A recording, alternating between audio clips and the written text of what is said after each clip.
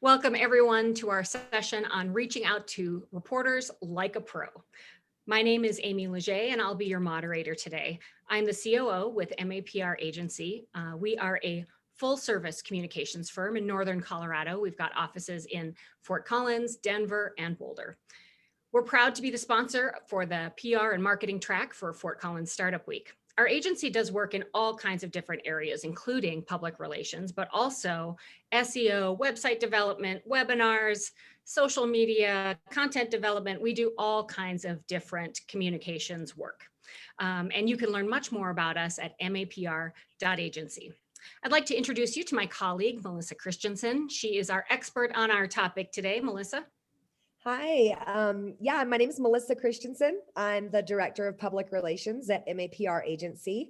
I have some pretty extensive experience working with the press. I have a background as Deputy Press Secretary working in DC, as well as working for tech-related PR agencies for the past decade. So very excited to share some tips with you guys today. Cool, great. All right, I have to tell you, it really can be challenging to both reach out, but also talk to reporters. Even like during COVID, for example, a lot of reporters aren't in their desks at their offices, so it's very difficult to reach them. So we have a challenge ahead of us. So Melissa has a ton of experience in this area. She's gotten hits in outlets from Forbes to the Washington Post. She's got a few simple tactics for any one of us to use to reach out to reporters. So Melissa, what is the first thing you should do if you want the media to know about your news or your announcement? Yeah, so the very first thing is, and I say this, I say this a lot, but you've got to make sure that what you're sharing is actually newsworthy. If you have a company announcement, depends sort of what it is. If you just, did a big fundraise, or you're launching a product, or, you've just done a merger or acquisition, these things are newsworthy and the press will take notes. So you definitely want to make sure that you know your vertical, and you want to find out who it is that you want to get your message out to. But before you do all that, you got to make sure it's newsworthy.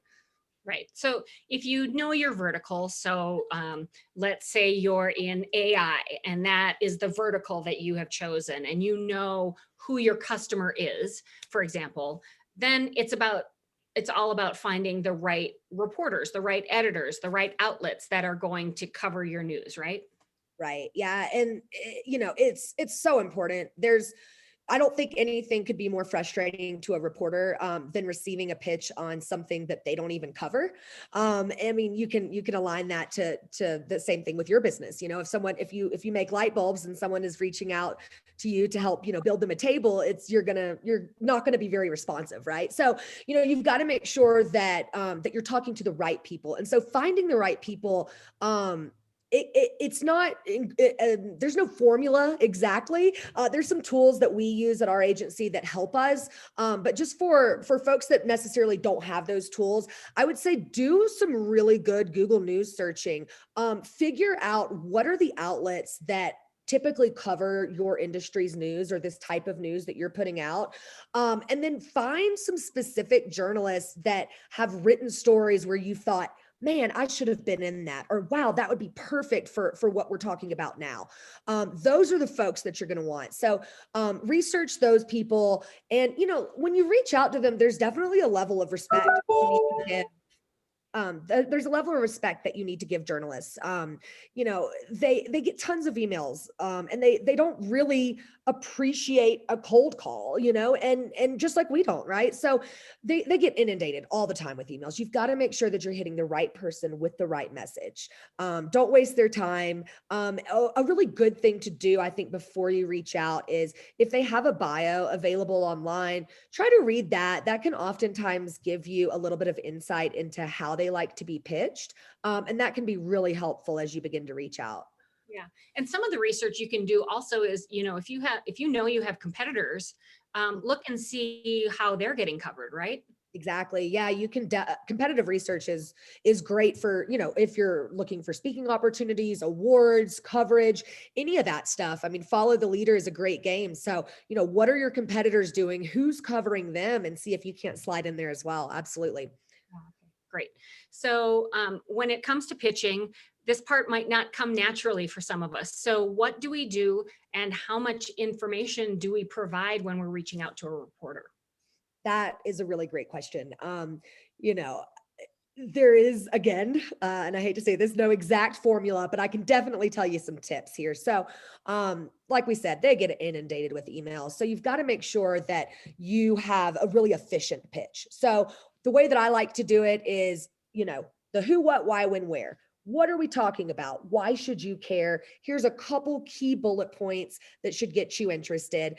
So that's sort of the body of your pitch. And to be honest, I like to keep it, definitely under 3 paragraphs if possible. Sometimes it's not possible, but I try to do that.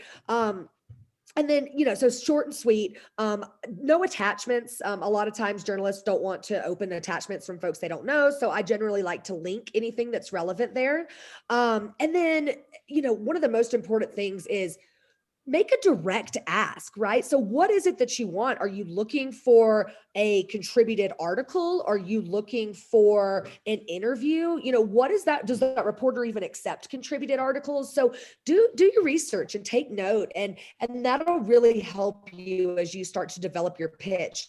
And I also want to say that, we call it in the industry spray and pray, right? Where you get a big media list and you just throw your news out and just hope it sticks somewhere. And, I think there's nothing worse, because if you reach a journalist with that tactic, it's very rare that they're going to cover you, and they're probably not going to be very happy with your company. And so in the future, it could really affect your chances of getting coverage with them too. So, just do your research, make sure that you're coming with them, hey, I saw you wrote this story and I thought you might be interested in this story, and link that other story. So try to be as personable as possible, as brief as possible, and make sure that you're hitting the right people. So yeah, those are kind of the top 3 things there. Yeah. So are there best days and times to pitch? That's a good question. So, never like to pitch on a, Monday morning or a Friday afternoon. Journalists are just like us. Our emails are packed full, usually on Monday mornings, and we're just trying to kind of get our week started. Same goes for Fridays. Look, if you get a pitch, even if it is interesting, you're probably not going to stop what you're doing and decide to take on a new project on a Friday afternoon. I tend to like Tuesdays. I think Tuesdays are a really good day. As far as time of day, honestly, it depends on the journalist. Just like us, some of us are early morning folks and some of us are evening folks. So, I try to just get it out early in the day, and make sure that I'm doing it typically on a Tuesday or Wednesday if possible. So in our experience, I think we've learned that email is kind of your first go-to. Reporters say that they tend to like that. So what do you do when it comes to following up? Like, what if they don't get back to you? And believe me, that happens a lot. Yeah. Yeah. Like Melissa said, they get so many emails a day that it's possible they're not going to get back to you right away.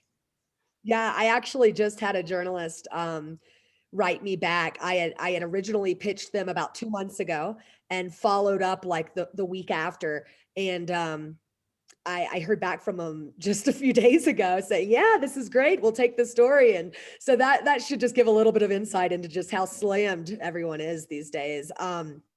But yeah, I think for following up, what I really like to do is, so I originally will pitch them via email.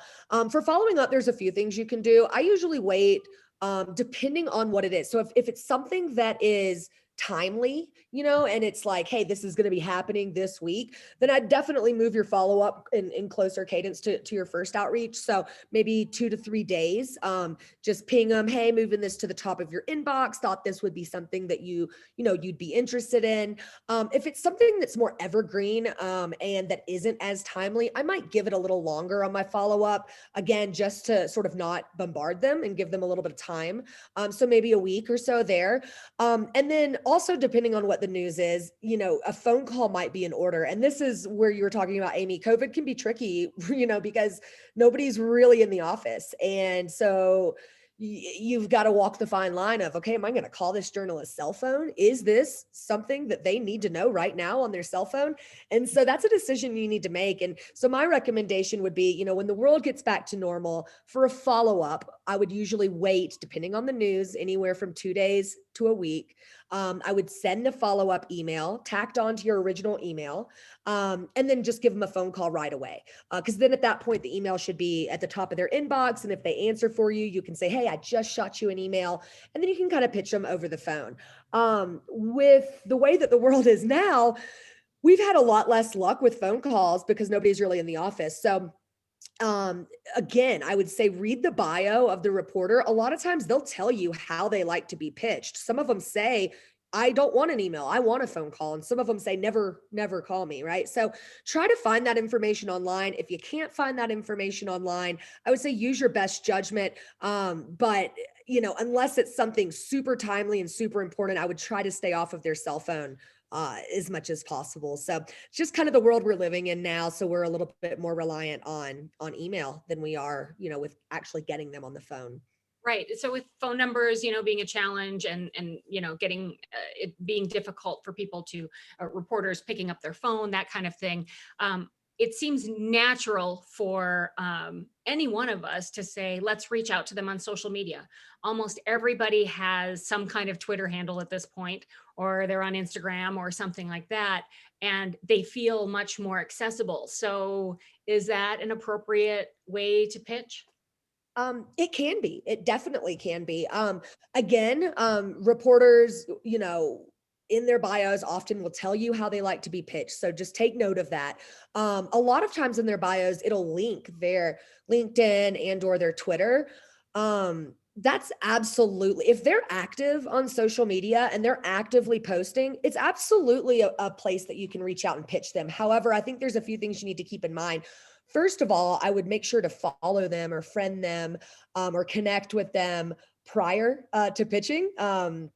I think that's just sort of a basic that you need to make sure that you're connected and that you're following the types of things that they're posting on their social media so that your pitch can be more related to that and not just kind of out of the blue.